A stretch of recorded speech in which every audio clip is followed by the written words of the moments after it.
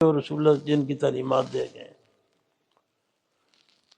تو میں عرض یہ کر رہا تھا کہ اللہ تعالیٰ رسول اللہ صلی اللہ علیہ وسلم کو یعنی اتنیاں مہربانیاں فرمائیں گے کہ اللہ فرماتے ہیں وَلَسَوْفَ يُعْطِيكَ رَبُّكَ فَتَرْضَىٰ کہ تیرا رب تجھے وہ کچھ دے گا کہ تو راضی ہو جائے گا، تجھے اللہ راضی کر دیں گے.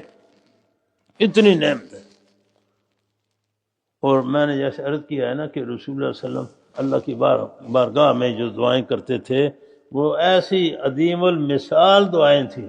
آج کل تو دعاؤں کا رٹا کیا جاتا ہے نا، رٹا، اور جو جتنا آدمی فنکار ہے اس سے دعا کرواتے ہیں. ہاں جس کو خوب آتی ہے، جو صحیح جس نے رٹا لگایا ہو نا 5-7 صفحے کی، آج کل دعائیں بھی ملتی ہیں. یہ دعا تو نہ ہوئی نا بھائی جس نے رٹا لگایا ہوا ہے.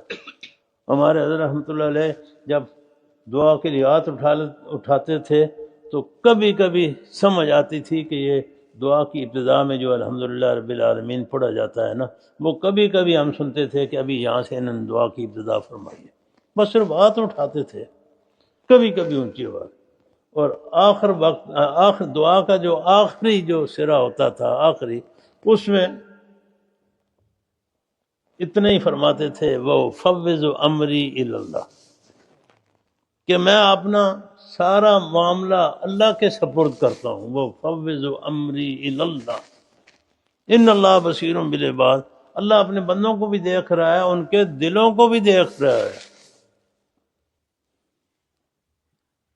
آج کل تو شارٹ کٹ کے لوگ عادی ہو گئے ہیں نا. شارٹ کٹ کیا ہے؟ اجتماع کہیں ہو رہا ہوں نا تو پوچھتے ہیں دعا کس وقت ہوگی.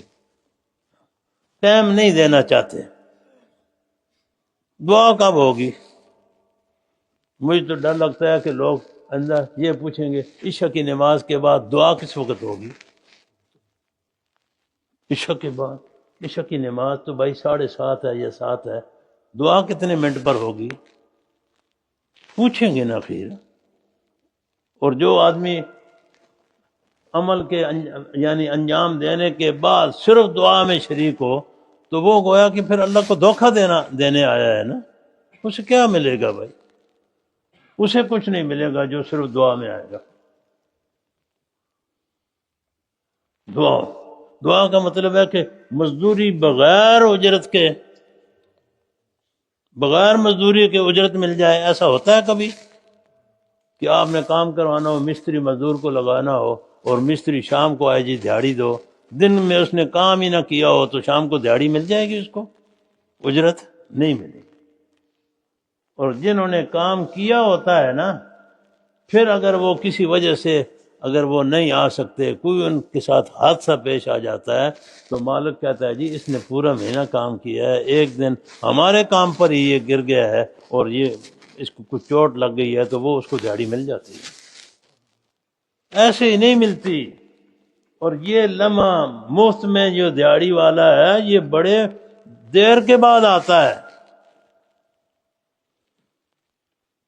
ہمارے حضرت فرماتے تھے کہ بھائی یہ جو اللہ کے جو دوست ولی ہوتے ہیں نا اولیاء اللہ، ان کی جو پہلی زندگی ہے اس کو دیکھا پڑا کرو. جیسے یہ حضرت قاری صاحب نے، اظہار احمد صاحب نے وضوحا پڑھی ہے. ہمارے حضرت فرماتے تھے بھائی مجھے لگتا ہے کہ شاید میرے سارے حالات اس وضوحا صورت کے اندر ہے.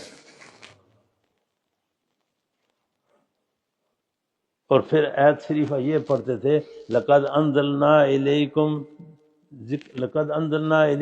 ذکرا لقد انزلنا فی ذکرکم.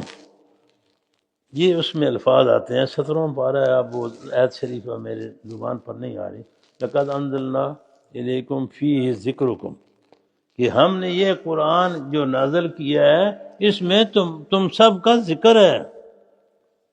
لقد انزلنا الیکم کتابا فیہ ذکرکم، لقد انزلنا الیکم کتابا فیہ ذکرکم، اس قرآن کے اندر تمہارا ذکر موجود ہے.